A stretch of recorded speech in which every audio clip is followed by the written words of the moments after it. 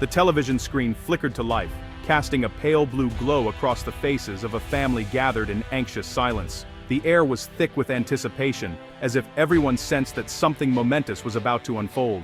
Suddenly, a breaking news banner flashed across the screen. Bold, urgent letters reading, "Manila Trench Megaquake. PHIVOLCS issues. Urgent warning." The room seemed to freeze as the gravity of the message sank in. The anchor's face was grim, his words chilling and deliberate. A magnitude 8.4 earthquake could strike from the Manila Trench, not the West Valley Fault as many had long feared. The threat was real, and it was closer than anyone had imagined. Scientists had long feared this scenario, but now, the warning was urgent. Years of research and quiet concern had suddenly become a national emergency, as experts pored over seismic data and risk models, searching for answers. PHIVOLCS' latest models showed the potential for a massive tsunami, threatening Luzon, Palawan, and Mindoro. Animated simulations revealed waves racing toward the coastlines, their destructive power impossible to ignore. This was not just another news story, it was a national alert.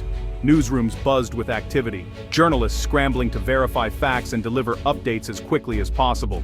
The message was clear: a sleeping giant off our shores is stirring, and we must be ready. The Manila Trench, long a shadowy presence beneath the waves, was now at the center of everyone's fears. Across Metro Manila, people stopped in their tracks, eyes glued to screens in malls, train stations, and busy streets. Conversations faded as the nation listened, united by a shared sense of vulnerability. The anchor explained, a tsunami could arrive in minutes for some coastal communities, with waves as high as multi-story buildings. The risk was immediate, and the consequences unimaginable. The scale of the potential disaster was hard to grasp, but the scientists' sober faces made it real. Their voices, usually calm and measured, now carried a weight of urgency that was impossible to ignore. The news report ended, leaving a heavy silence in its wake. The world outside seemed to pause, as if holding its breath. The headline had captured the nation's attention. Newspapers, social media, and group chats buzzed with speculation and concern as the story spread like wildfire. Suddenly, everyone was asking, what is the Manila Trench? Why is it so dangerous? What can we do to protect ourselves and our loved ones? The questions echoed in homes, schools, and workplaces. The warning planted a seed of urgency. People began searching for information, reviewing emergency plans, and talking about preparedness in ways they never had before. It was a stark reminder that we live on a dynamic, powerful planet, one that can change our lives in an instant. The forces beneath our feet are ancient and unpredictable. The headline was not just a threat, it was the start of a national conversation about survival, resilience, and the importance of being prepared for whatever the future may bring. What exactly is the Manila Trench, and why does it matter so much to the Philippines and the surrounding region? Imagine a colossal scar stretching across the ocean floor, hidden beneath the waves along the western edge of the Philippines, deep under the South China Sea. This is the Manila Trench, a feature both awe-inspiring and ominous. The trench marks a subduction zone, a place where the immense Eurasian plate is slowly but relentlessly being forced beneath the Philippine sea plate. This process shapes the very landscape of the region. Over centuries, these massive plates can become locked together, unable to move. As they strain against each other, they build up unimaginable amounts of energy, like a spring being wound tighter and tighter. The Manila Trench is what scientists call a seismic gap, a section of a fault that has been eerily quiet for a long time. This silence is not reassuring. In fact, it signals growing danger. The longer the plates remain locked, the more stress and energy accumulate beneath the surface, waiting for the moment when it will all be released. When the trench finally ruptures, all that stored energy could be unleashed in a single, catastrophic megaquake, shaking the region with incredible force. Because this fault lies deep beneath the ocean, a powerful earthquake can violently shove the seafloor upward or downward, like thrusting a giant paddle through water, sending shockwaves in every direction. This sudden movement creates a tsunami, a series of massive, fast-moving waves that can travel across the sea and crash into coastlines with devastating power. The western coast of the Philippines, including cities and communities like Subic and Zambales, lies directly in the path of these potential waves, making them especially vulnerable. The sheer depth and length of the Manila Trench make it a perfect setup for generating tsunamis that can travel great distances and cause widespread destruction. For years, scientists and marine geologists have mapped, studied, and monitored this threat, using advanced technology to better understand the risks. The real question isn't whether the trench will rupture, but when it will happen, and how prepared we will be when it does. By understanding the geology and the science behind the Manila Trench, we can move from fear to informed respect, and take meaningful steps to prepare ourselves and our communities. Knowledge is the first and most important step toward survival. By staying informed and ready, we can help protect lives and build a safer future for everyone.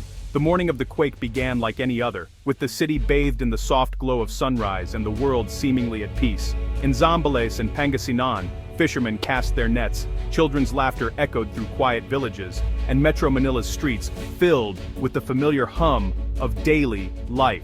People went about their routines, unaware that everything was about to change in an instant. No one knew that deep beneath the sea, centuries of pressure were about to break.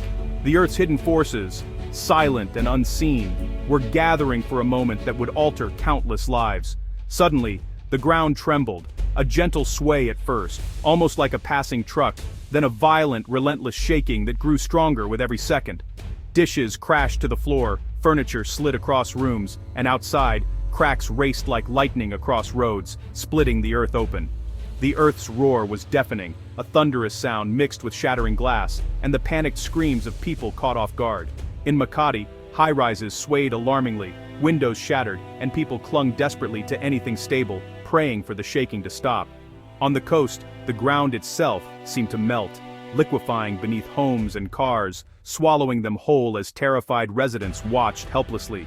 The shaking seemed endless, each second stretching into terror, as families huddled together, unsure if the nightmare would ever end. When it finally stopped, a stunned silence fell over the city. Dust hung in the air, and the world felt eerily still, as if time itself had paused. People emerged from their shelters, faces pale and eyes wide, surveying a world transformed.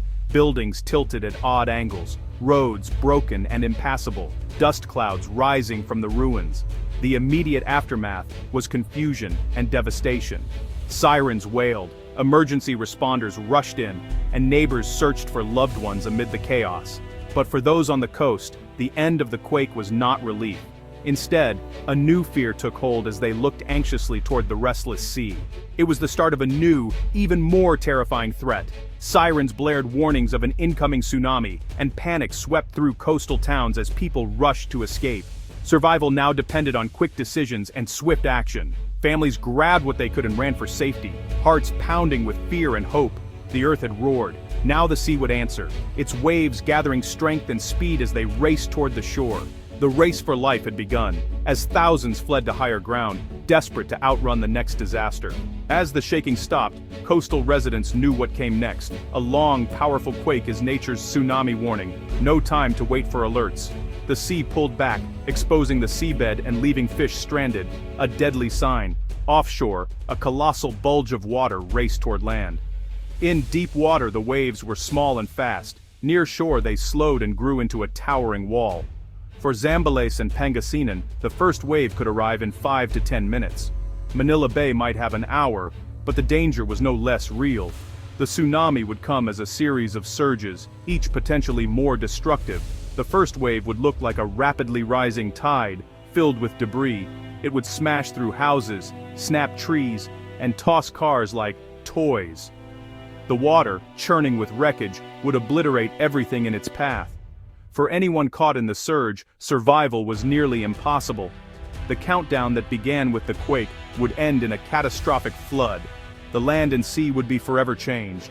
In the aftermath, the true scale of disaster would emerge. Coastal communities would be wiped away, replaced by wastelands of mud and debris. Metro Manila's infrastructure would be crippled, bridges down, highways blocked, power and water cut off. Communication would fail, isolating millions. The economy would grind to a halt, ports and farmlands devastated, hospitals would be overwhelmed, recovery a monumental challenge, international aid would be essential.